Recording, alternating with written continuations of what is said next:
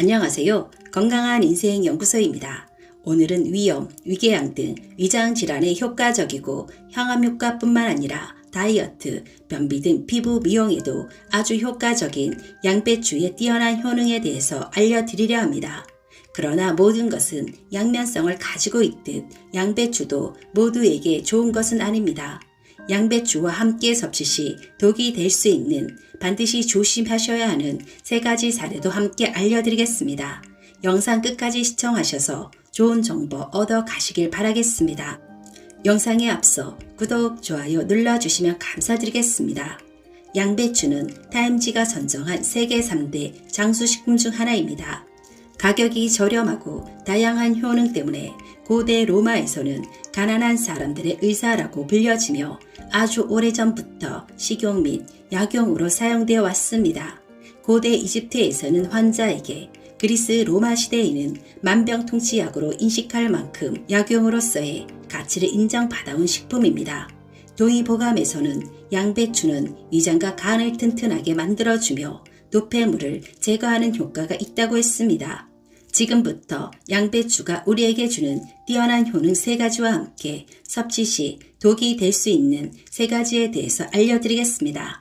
첫 번째, 위염, 위궤양에 효과적이다. 양배추의 효능으로 가장 유명한 것은 바로 위장보호, 위염, 위궤양에 아주 좋은 식품으로 유명합니다. 양배추가 위에 좋은 것은 비타민 U 성분 때문인데요. 연구에 의하면 양배추에 들어가 있는 비타민 U 성분이 위벽 점막을 튼튼하게 함과 동시에 손상된 위벽을 재생시키고 궤양을 억제하는 등 효과가 있다고 알려져 있습니다. 또한 양배추에는 비타민 K도 들어가 있는데 위장 내 염증으로 인한 출혈을 막아주기 때문에 위장 질환을 가지고 있는 분들에게 효과적입니다. 위궤양 환자를 대상으로 시행된 연구에 따르면 위궤양 치료제를 42일간 복용하여 나타나는 효과가 양배추 주스를 섭취한 지 불과 7.3일 만에 나타났다는 보고도 있습니다. 양배추의 글루타민 성분은 강력한 항염증제로 작용하며 체내 염증이나 알레르기, 통증, 발열, 피부 질환들을 감소시키는 효과가 있고 양배추를 포함한 브로콜리, 케일 등의 십자화과 채소는 다양한 항산화 물질을 공급하기 때문에 염증을 감소시키는 효과가 있습니다. 최근에는 좀 더 먹기 쉽게 시중에 출시되어 있는 양배추 환으로도 많이 섭취를 하는 것으로 알려져 있습니다. 두 번째, 항암 효과에 뛰어나다. 양배추를 포함한 십자화과 채소에는 글루코시놀레이트라는 성분이 함유되어 있는데 이는 항암 성분으로서 효소 작용을 통해 각종 암 발병의 위험도를 낮춥니다. 이에 따라 결장암, 직장암 예방에 도움이 될 수 있으며 유방암 발병률도 낮출 수 있습니다. 미국 주립대의 조사에 따르면 일주일에 최소 2회 이상 양배추를 섭취한 여성이 그렇지 않은 여성에 비해 유방암 발병률이 상당히 낮은 것으로 관찰되었다고 보고되었습니다. 이는 양배추에 함유된 인돌3 카비놀 성분에 의해 암세포의 증식 억제와 더불어 자궁 및 유방에 에스트로겐 수용체가 존재하지 못하게 하므로 유방암은 물론 자궁 경부암 예방에도 도움이 될 수 있습니다. 세 번째, 피부 미용에 좋다. 양배추에 들어가 있는 카로티노이드 성분은 피부 세포의 노화를 막고 상피 세포의 재생을 촉진시켜 피부를 윤택하게 합니다. 또한 비타민C가 들어있어 콜라겐을 형성하고 주름을 예방하는 효과가 있으며 피부 속 노폐물을 배출시켜 주어 피부 트러블이나 주근깨를 개선하기도 합니다. 피지 조절에도 도움을 주어 특히 지성 피부에 좋다고 알려져 있는데요. 양배추 속의 유황 성분은 살균 작용과 함께 각질 제거, 피지 조절에도 도움이 돼 지성 피부나 여드름 상처로 고민인 사람들이 주기적으로 먹으면 효과를 볼 수 있습니다. 때문에 일부 여성들은 피부 관리 차원에서 양배추를 즐겨 먹기도 합니다. 네 번째, 다이어트 및 변비 예방에 탁월하다. 양배추는 수분 함량이 매우 높고 식물성 섬유가 많아 섭취 시 장 운동을 도와줍니다.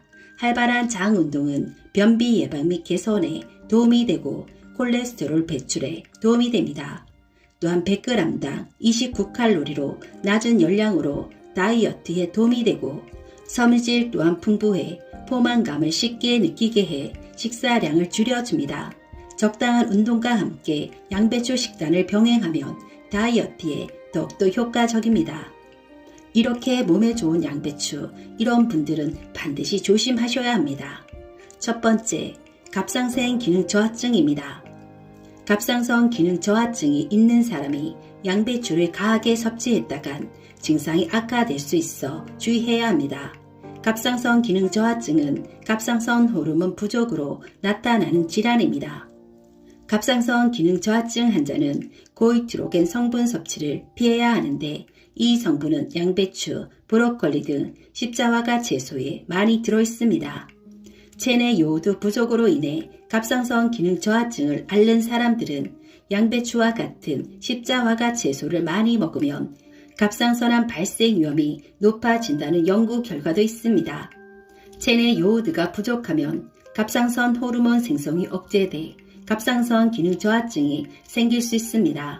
실제 섭취하는 요오드의 80%가 갑상선에 사용됩니다. 지난 2010년 암의 원인과 통제 저널에 발표된 연구에 따르면 연구팀은 293건의 갑상선암 환자와 354건의 대저군을 대상으로 음식 섭취에 대한 조사를 진행했습니다.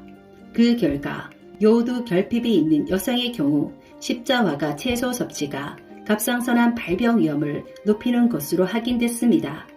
연구팀은 이를 십자화과 채소 섭취와 요오드 결핍 사이 상호작용 때문에 발생하는 일로 추정했습니다. 두 번째, 항응고제를 복용 중인 환자입니다. 항응고제란 무엇일까요? 항응고제는 혈액이 응고하는 것을 방지하는 약으로 이를 복용하는 경우에는 식사 중 몇몇 성분들, 비타민 K, 알코올, 카페인 등을 다량 섭취하게 되면 약제의 작용이 제대로 이루어지지 않으므로 반드시 주의가 필요합니다.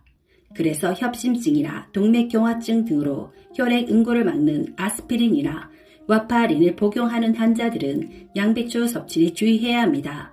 그 이유는 양배추에 들어있는 비타민 K 성분이 약효를 반감시킬 수 있기 때문입니다. 삼성서울병원에서는 항응고제 복용 환자의 식사요법을 제시한 적이 있습니다. 이때 비타민 K가 들어있는 모든 식품을 전혀 먹지 않을 필요는 없으나 다량을 매일 섭취하지 않도록 주의해야 한다고 이야기합니다. 세 번째, 가민성 대장증후군 환자입니다. 가민성 대장증후군의 치료 및 예방에 가장 신경 써야 할 부분은 식사 습관입니다. 그러나 양배추는 대장에서 쉽게 발효되기 때문에 가민성 대장증후군 환자에게는 양배추가 오히려 독이 될 수 있습니다. 발효된 양배추가 가스를 생성하면서 가뜩이나 민감한 대장을 더욱 자극하는 것입니다. 또한 양배추는 찬 성질을 지닌 채소이기 때문에 설사나 복부 평만을 쉽게 유발합니다. 그래서 평소 장 건강에 이상이 있다면 양배추를 되도록 삼가해야 하는 이유입니다. 남들이 좋다 하는 음식들을 무조건 따라서 드시기보다 내 속을 편안하게 해주는 음식은 어떤 것인지를 잘 살펴보는 것이 중요합니다. 가민성 대장증후군은 생명에 지장을 주는 위험한 질환은 아니지만 일상생활에 있어 많은 불편함을 줍니다.